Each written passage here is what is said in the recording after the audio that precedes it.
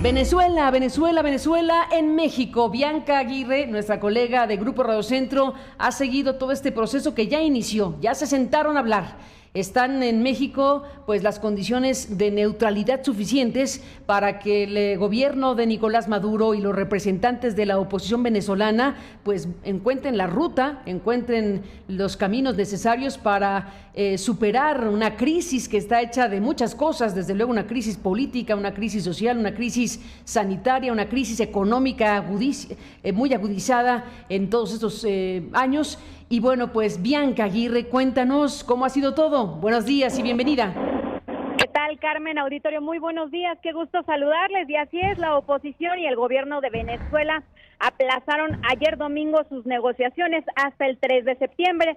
Esto tras las reuniones constructivas celebradas en México, en medio del optimismo oficial y también la impaciencia de algunos sectores opositores. El anuncio ocurrió 48 horas después del arranque de las pláticas entre la delegación del gobierno de Nicolás Maduro, encabezada por el presidente de la Asamblea Nacional, Jorge Rodríguez, y la opositora Plataforma Unitaria de Venezuela, representada por el abogado Gerardo Blades.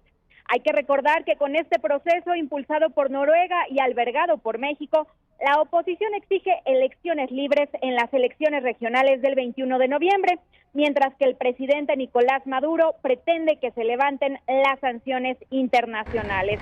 Por su parte, la Cancillería noruega señaló que se discutió el establecimiento de un mecanismo de consulta con actores políticos y sociales que sea lo más incluyente posible. Y confirmó lo que comentábamos en un inicio, de que los actores del diálogo se reunirán de nuevo del 3 al 6 de septiembre. Fue precisamente, Carmen, auditorio, en el Museo Nacional de Antropología e Historia, donde se firmó el memorando de entendimiento de estos encuentros. Algunos puntos son los derechos políticos para todos, las garantías electorales para todos y también el cronograma electoral para elecciones observables y verificables, así como el levantamiento de sanciones y restauración de derechos activos y el respeto al Estado constitucional de derecho. La oposición, representada por Gerardo Blades, enfatizó en que la negociación ha sido compleja y que por ello los acuerdos deben beneficiar a todos los venezolanos. Escuchemos a continuación a Gerardo Blades. Nuestra Venezuela está mal, está muy mal. Nuestro pueblo sufre la peor crisis de su historia contemporánea. Nuestra patria tiene hoy muy poco que ofrecer para el desarrollo personal de cada ciudadano. El gobierno de Nicolás Maduro recalcó que la agenda es persistir, por ello hizo un llamado a lograr acuerdos rápidos y urgentes. Escuchémoslo. Venezuela no se maneja en base a presiones. Las presiones no funcionan con nosotros. Con nosotros funciona la palabra.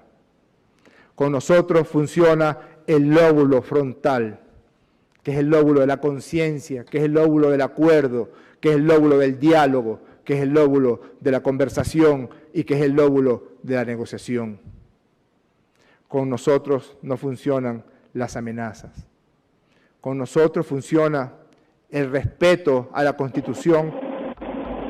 Palabras de Jorge Rodríguez, quien es jefe delegacional del gobierno de la República Bolivariana de Venezuela. Carmen, auditorio, hasta el momento se desconoce si dichas negociaciones para resolver esta crisis política y económica que viven los venezolanos continuará en nuestro país o qué lugar será la sede de este cuarto encuentro entre la oposición y el gobierno de Nicolás Maduro. Esta es la información, Carmen.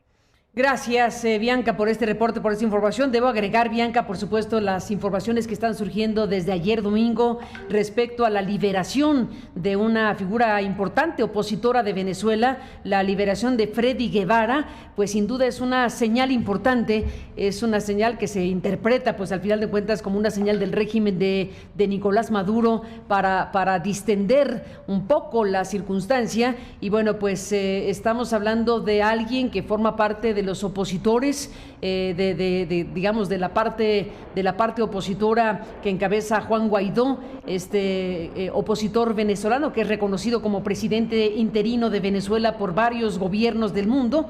Y bueno, pues había sido detenido por agentes del SEBIN, Servicio Bolivariano de Inteligencia, y bueno, pues fue detenido se le había vinculado con una serie de situaciones y de actos que se registraron en Venezuela, en Caracas, recientemente, y bueno, pues fue detenido, pero ha sido liberado según las confirmaciones periodísticas que hemos podido revisar ayer domingo y hoy, así que lo agregamos a la información, Bianca, que estás presentando de lo que ha sido el inicio de las negociaciones, del diálogo entre la oposición venezolana y el gobierno de Nicolás Maduro, así que destacamos lo que significa la liberación de Freddy Guevara en el marco de este proceso de diálogo con la oposición y el gobierno venezolano. Gracias, Bianca, por estar aquí, por informar, y estamos en contacto como siempre. Buenos días.